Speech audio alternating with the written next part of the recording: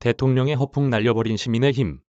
1914년 사라예보 사건으로 오스트리아와 헝가리가 세르비아에 선전포고를 하면서 제1차 세계대전이 일어났다. 그로부터 25년 뒤인 1939년 나치당과 히틀러가 집권한 이후 계속해서 군사력을 확장해온 독일이 폴란드를 침공하면서 제2차 세계대전이 일어났다. 끔찍한 두 차례 세계대전을 겪으면서 사람들은 군사적인 해법이 아니라 평화와 공존의 지구촌을 꿈꾸기 시작했다. 유엔이 설립되고 실제로 유럽에서는 전쟁이 일어나지 않았다. 물론 유엔 안보리 상임이사국들은 수차례 다른 나라를 침공하거나 군사적인 개입을 하는 등 지구촌에는 전쟁이 끊이지 않았고 평화와 공존의 지구촌은 유럽을 넘지 못했다는 점에서 기만적이지만 적어도 유럽 안에서는 더 이상 전쟁이 일어날 것 같지는 않아 보였다. 러시아의 미사일 공격을 받은 우크라이나 키이우에서 소방관들이 파괴된 차량 앞을 걷고 있다. 2022년 11월 23일 AP 연합뉴스. 그렇기 때문에 제2차 세계대전이 발발한 지 83년 뒤인 2022년 2월 24일 러시아가 같은 유럽 국가인 우크라이나를 침공한 것은 충격적인 일이었다. 전쟁이 일어나자 전 세계에서 많은 시민이 전쟁 반대를 외쳤다. 한국에서도 시민사회단체들이 기자회견을 하고 러시아 대사관 앞에서 촛불 집회를 하고 주말에 도심에서 평화행진을 했다. 전쟁으로 삼터가 파괴된 우크라이나 사람들을 돕기 위한 모금에 동참하는 사람, 러시아 대사관 앞에서 홀로 묵묵히 1인 시위를 이어가는 사람, 우크라이나의 평화를 염원하며 거리에서 날마다 작은 음악회를 연 사람들도 있었다. 과연 우리에게 희망이 있을까? 전쟁 반대와 평화를 위한 마음과 노력이 무색하게도 전쟁은 1년이 지난 지금까지 끝나지 않았다. 푸틴은 승리를 장담했지만 21세기 여러 전쟁이 그러하듯 이 전쟁 또한 어느 나라도 승자일 수 없는 장기전으로 치닫고 있다. 유엔의 통계에 따르면 지난 1년 동안 전쟁으로 죽은 우크라이나 민간인이 7,200여 명에 달하고 미국과 영국 국방부의 통계를 참고하면 우크라이나와 러시아의 군인과 민간인 사상자는 최대 32만 명으로 추정된다고 한다. 전쟁에서 이기는 쪽이든 지는 쪽이든 막대한 인명손실로 결코 어느 쪽도 승리라고 부를 수 없을 지경인데 심지어 전쟁은 끝날 기미조차 보이지 않는다. 평화를 위한 중재에 나서야 하는 국제사회는 도리어 전쟁을 틈타 자국의 경제적 이해관계만 따지거나 전쟁의 추이를 살피며 자국의 정치적 득실에 유리하게 전쟁을 활용했다. 많은 국가들이 전쟁을 틈타 군비를 증강했고 스톡홀름 국제평화연구소에 따르면 2022년 전 세계 군비는 최초로 2조 달러를 돌파했다. 무기를 사는 국가들이 있다면 무기를 파는 기업과 국가도 있다. 한국 정부는 우크라이나와 인접한 폴란드에 124억 달러의 무기 수출 계약을 맺는 등 2022년 무기 수출 170억 달러를 달성했다. 전 세계의 군사적 긴장도는 높아지고 전쟁터에서 죽고 다치는 사람은 늘어만 가는데 군수산업체들만 신나게 돈벌이를 하고 있는 상황을 보고 있자면 과연 우리에게 희망이 있는지 의구심이 든다. 핵무기 사용까지 언급하는 푸틴을 보면서는 분노가 일고 평화협상은 결코 없다고 외치는 우크라이나 사람들의 절규를 듣고 있자면 한편으로는 심정적으로 이해가 가면서도 과연 이 전쟁이 언제 끝날 수 있을지 우리가 전쟁 반대를 외치는 것이 무슨 의미인지 자괴감만 커지는 것도 사실이다. 전쟁 세력이 무서워하는 것. 아무리 열심히 전쟁 반대를 외쳐도 전쟁이 끝나지 않을 거라는 절망, 자괴감을 가장 반기는 이들은 전쟁이 지속되기를 바라는 이들이다. 거대한 전쟁에 맞선 시민들의 반전운동은 보잘것없어 보이지만 실제로는 시민들의 반대만큼 국가가 전쟁을 지속하기 어렵게 만드는 것도 없다. 현대의 전쟁은 총력전이고 정부는 국가의 모든 자원을 총동원해야 전쟁을 수행할 수 있는데 시민들이 반대한다면 그게 불가능해지기 때문이다.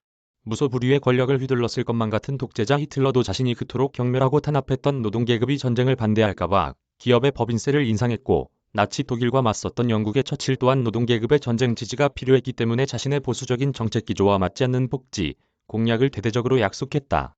권력자들은 전쟁을 지속하기 위해 시민들이 전쟁을 지지하는 것처럼 보이고 싶어한다. 푸틴이 동원령을 발표한 이후 많은 러시아 청년들이 러시아를 탈출하거나 동원령을 반대하는 시위를 벌였지만 러시아 정부는 이런 소식을 철저하게 통제한다. 권력자들은 때때로 시민들의 반전 여론을 은폐하거나 막을 수 없다면 자신들은 반전 여론 따위는 신경 쓰지 않는 것처럼 허풍을 떨기도 한다. 반전 운동이 거셌던 베트남 전쟁 시기 리처드 닉슨 미국 대통령은 어떤 상황에서도 저는 그 어떤 반전 운동에도 영향받지 않을 것이라고 말했지만 퇴임 후 쓴 회고록에서 반전 운동의 위세 때문에 확전할 수 없었다고 시인했다. 히틀러도 처칠도 푸틴도 리처드 닉슨도 결국 여론을 신경 쓸 수밖에 없다. 전쟁을 지속하기 위해 시민들의 동의가 필요했기 때문이다. 이는 바꿔 말하면 우리가 전쟁에 동의하지 않는다면 혹은 더 나아가 전쟁에 동참하지 않거나 협조하지 않는다면 제 아무리 막강한 권력을 가진 정치인이나 군인들도 전쟁을 지속할 수 없다는 말이다.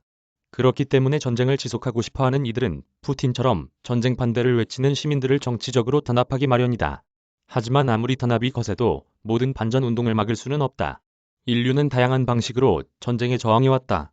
국정연설에서 제스처 취하는 푸틴 러시아 대통령 블라디미르 푸틴 러시아 대통령이 21일 수도 모스크바에서 국정연설을 하면서 제스처를 취하고 있다. 푸틴 대통령은 이날 연설에서 우크라이나 전쟁과 관련해 전쟁을 일으킨 것은 서방이고 이를 억제하려 한 것은 우리였다고 주장했다. 2023년 2월 21일 모스크바 AP 연합뉴스 전쟁터에서 사람들은 특별히 정치적으로 각성하지 않았더라도 자연스럽게 평화활동가가 된다. 인류 최악의 비극이라 불리는 시리아 내전은 평범하게 살아가던 많은 사람들을 평화활동가로 각성시켰다.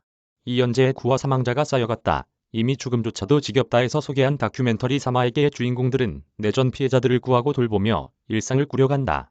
연루된 모두에게 극단적인 상황을 강요하는 전쟁터에서는 일상을 꾸려가는 일조차 전쟁에 대한 저항이 된다. 아사드 독재 정권의 수도 다마스쿠스에서 얼마 떨어지지 않은 작은 도시 다라야에서는 정부군에 포위되어 폭격을 받으며 고립된 시민들이 저항을 이어간다. 이들은 정부군에도 과격파 반군에도 휘둘리지 않고 민주주의의 확장을 위해 노력한다. 다라야의 시민 중 일부가 고립된 폐허 속에서 책을 꺼내 폭격이 한창인 다라야의 어느 건물 지하에 도서관을 만들고 책을 함께 읽으며 저항을 이어갔던 감동적이고 믿기 어려운 이야기가 다라야의 지하, 비밀, 도서관이라는 책에 소개되어 있다. 당신도 할 수 있는 반전운동. 전쟁이 끝난 뒤에도 전쟁이라는 역사적 비극을 되짚고 다시 똑같은 비극이 일어나지 않도록 애쓰는 것도 전쟁에 저항하는 평화운동이다. 일본군 위안부 할머니들이나 일제강점기 강제징용의 피해자들이 일본 정부와 일본 기업들을 상대로 과거에 저지른 전쟁 범죄의 책임을 묻는 것, 베트남 전쟁 당시 한국군에 의한 민간인 학살의 진상을 밝히고 피해자들에게 사과하며 한국의 책임을 명확하게 하는 것들이 전쟁이 끝난 뒤에 이루어지는 전쟁에 대한 저항이다. 비록 전쟁 중이긴 했지만 한국 전쟁 당시 심각한 폭격 피해를 입은 북한을 방문해 피해 상황을 조사하고 알렸던 국제여성연맹의 활동 역시 과거에 일어난 비극이 되풀이되지 않도록 바로잡는 저항에 속한다. 전쟁이 일어난 뒤 혹은 전쟁 중에 펼치는 저항도 물론 중요하지만 어쩌면 전쟁을 막기 위해서는 전쟁이 일어나기 전 전쟁의 원인을 제거하는 평화활동이 중요하다. 전쟁이 이미 일어나버린 후에는 돌이킬 수 없는 피해가 발생하기 때문에 평화운동은 전쟁이 일어나기 전에 더 활발해야 한다.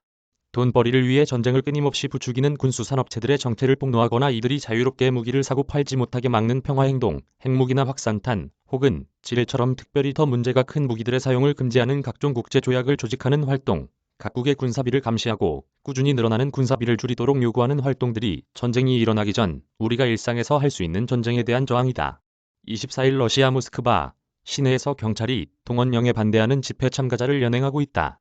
2022년 9월 24일 연합뉴스. 이런 다양한 활동들을 하나하나 보자면 아무런 힘이 없어 보인다. 당장 우크라이나에서 일어난 전쟁만 보더라도 많은 러시아 시민들이 반전 집회에 참여하고 강제 동원을 피해 러시아를 떠나도 각국의 러시아 대사관 근처에서 전쟁 반대 시위가 열려도 여전히 전쟁은 지속되고 있으니까. 하지만 모든 사회 운동이 그렇듯 반전 운동도 한 번이 그럴듯한 이벤트로 뚝딱 세상을 바꾸지는 못한다. 전쟁은 어제까지 격렬하게 싸우다가 하루아침에 뚝딱 끝나는 일이 아니다. 이처럼 조금씩 전쟁의 강도를 줄이고 전쟁이 중단되는 날을 하루씩 앞당기는 것이 전쟁 피해를 최소한으로 줄이는 일이다. 다양한 저항이 쌓여간다면 반전운동의 영향력은 더 세지고 그만큼 전쟁이 지속되기를 바라는 이들의 힘은 약해진다. 전쟁꾼들의 힘을 더 약하게 만들고 싶다면 좀 더 직접적인 저항을 하는 이들을 돕는 것도 좋은 방법이다. 전쟁에 동참하지 않기 위해 러시아를 떠난 이들 중 일부가 한국에 난민 신청을 했다. 한국 정부는 난민 심사조차 허락하지 않고 있는데 한국을 비롯한 전 세계의 국가들이 러시아의 병역 거부자, 난민을 적극 환영한다면 더 많은 러시아 젊은이들이 전쟁터로 끌려가지 않기 위해 러시아를 떠날 것이고 푸틴은 러시아 내부에서 전쟁을 지속할 동력을 잃게 될 것이다. 러시아 난민을 지원하는 활동 하나만으로 전쟁이 끝날 리는 만무하지만 이런 저항 활동이 쌓여가는 만큼 전쟁의 끝이 앞당겨질 것이다. 평화는 하루아침에 오지 않고 우리의 지속적인 노력으로만 가능하다.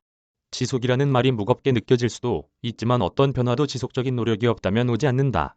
중요한 건 우리가 노력하면 평화가 가능하다는 사실이다. 저작권자 오마이뉴스. 무단 전제 및 재배포 금지.